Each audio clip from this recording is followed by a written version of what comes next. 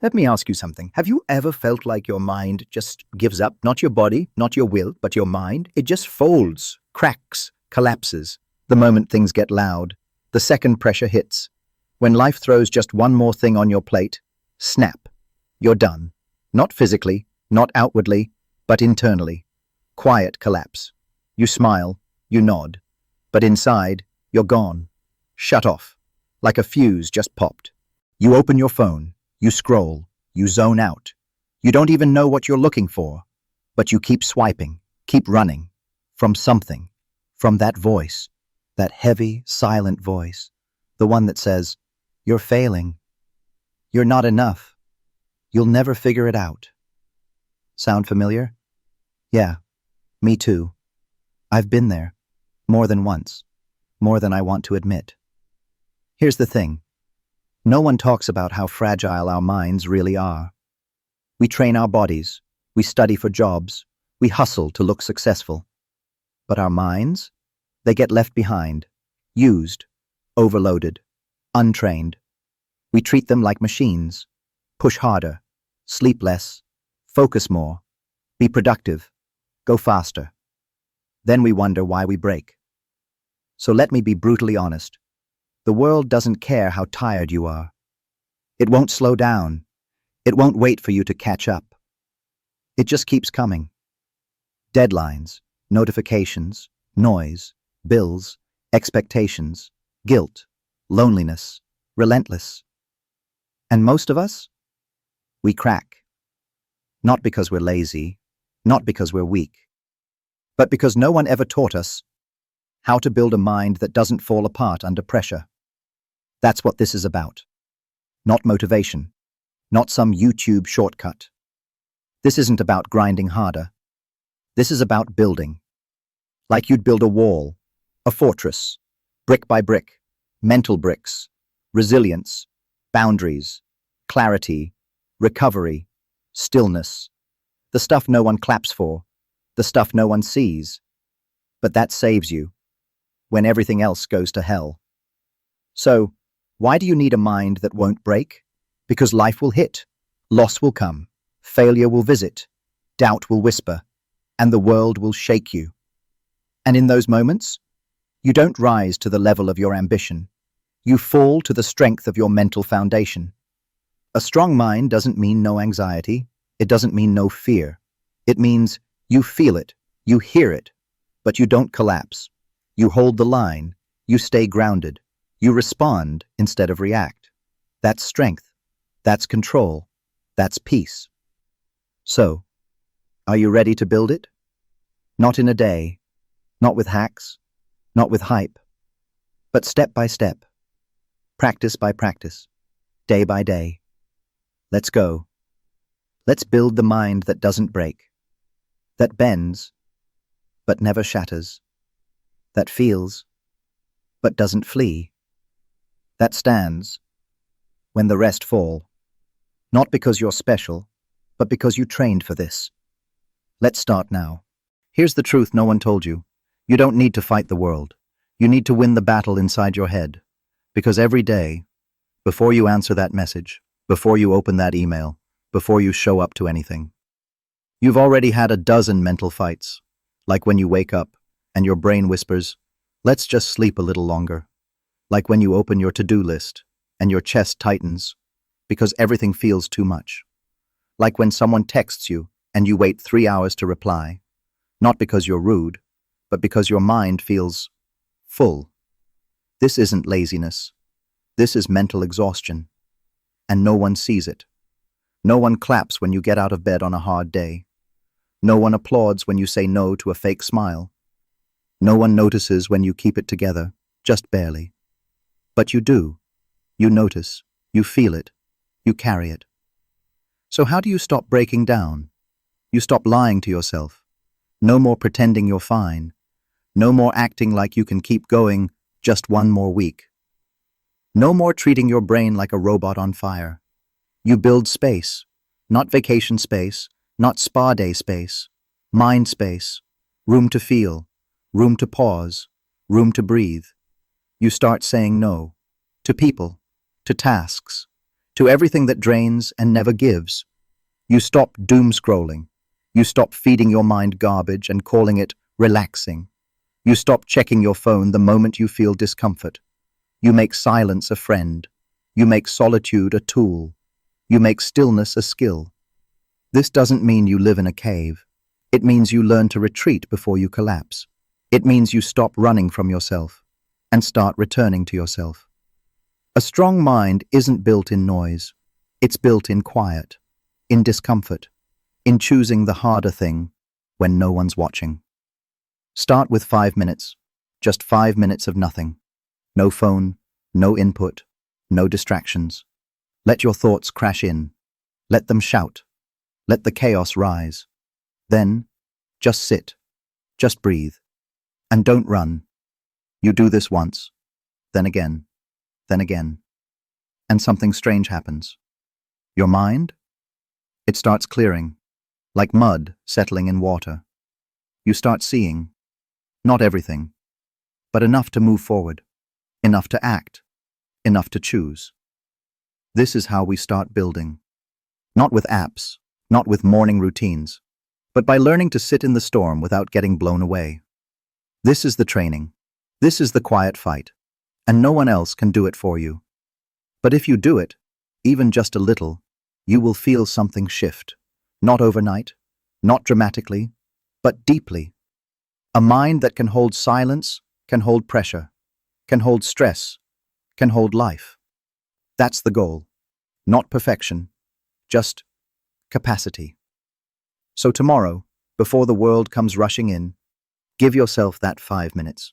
Not for peace, not for productivity, but for power. You don't change your mind by thinking big.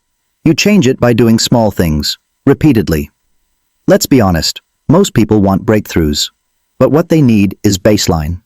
Routines, micro-actions, habits that hold when motivation's gone, because motivation leaves. But habits? They stay. So here's the question. What do you do when you don't feel like doing anything? That's where real mental training begins. Forget perfection. Forget 30-day challenges. Start with something stupidly small. 1 glass of water in the morning. 1 breath before checking your phone. 1 minute of journaling at night. 1 tiny win. Repeated. Here's why this works.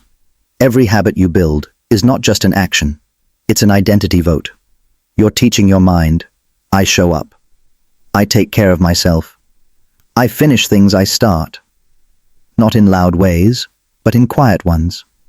And quiet wins, they're stronger than loud ones. Anyone can make big promises. Few people keep small ones. You want mental strength? Keep a small promise to yourself every day. Examples? Make your bed. Stretch for 3 minutes. Delete 1 app that drains you. Say no to 1 thing you'd normally say yes to. Eat 1 meal without screens. Go to sleep 10 minutes earlier. Nothing sexy, nothing Instagrammable. But these are bricks. And you need bricks if you want to build a fortress. Let's talk science for a second. Your brain doesn't trust words. It trusts patterns. So every time you say, I'll change, but don't act, your brain goes, sure you will. But every time you act, even tiny, your brain goes, oh, this is who we are now. This is how rewiring begins, not with declarations, with demonstrations. And when it gets boring? Good. Boring means it's working. Your nervous system isn't built for hype, it's built for rhythm. So build a rhythm that heals you. Wake, hydrate, move, breathe, reflect, repeat. You don't need a perfect day, you need a repeatable one. And when life goes to hell, because it will, these habits? They're anchors. You won't always have control, but you can always stand up, breathe deep, choose 1 good thing, 1, every day. That's not weakness. That's training. That's strength on a nervous system level. You're not aiming for discipline that looks cool. You're aiming for discipline that protects. Because one day, when you're under pressure, when the voice in your head says, you're failing, you'll do something simple. Drink that water, take that breath, write that line, and suddenly, you're not spiraling, You're steady. So forget the big change myth. Build micro strength. Stack micro wins. Let repetition do what willpower can't. That's the power of small habits. They feel like nothing until they become everything. Let's be honest. You can do all the habits, all the right things, still break down. Why? Because the real fight isn't outside. It's inside. It's that voice. The one that never shuts up. The one that turns quiet moments into war zones. You're behind. You're not good enough. Everyone else has it figured out. Why are you even trying? You've heard it. You've felt it. So let's face it. That voice, it's not you. It's not truth. It's a glitch, a pattern, wired by years of comparison, failure, and fear. But here's the good news. You can rewrite it. Not overnight, not perfectly, but piece by piece. And it starts with one move. Catch it. Every time the voice hits, pause. Name it. That's fear. That's shame. That's not me. That's programming. This sounds small, but it's not. It's everything. Because the second you observe it, you're no longer controlled by it. You create space between the voice and the action. And in that space, you regain power. Now here's the second move. Replace it. Not with fake affirmations, not with cheesy mantras, but with honest truth. Examples? Voice. You're failing. You. No, I'm adjusting. Voice. You're behind. You. Behind what? I'm on my path. Voice. You can't do this. You. I don't have to do all of it now, just the next step. This is mental strength, not coldness, not suppression, just awareness, reframing, refusing to let the voice define you. Here's the third move. Speak to yourself like someone you love. Sounds cliché, but it's the most radical thing you'll ever do. Because let's be real, you'd never speak to a friend the way you speak to yourself. You'd never tell them, you're useless. You're a failure. You're a waste. So why do you say it to you? Your inner voice isn't just a voice. It's an instruction manual. Your brain listens. Your body listens. So write a better manual. One with patience. One with perspective. One with grit. And don't wait until you feel better to do this. You won't. Not at first. You rewire while you're in the storm. While your heart's racing. While your chest's tight. While your brain's screaming. That's when it counts. That's when it sticks. Because if you can stay kind in chaos, you're dangerous. You're untouchable.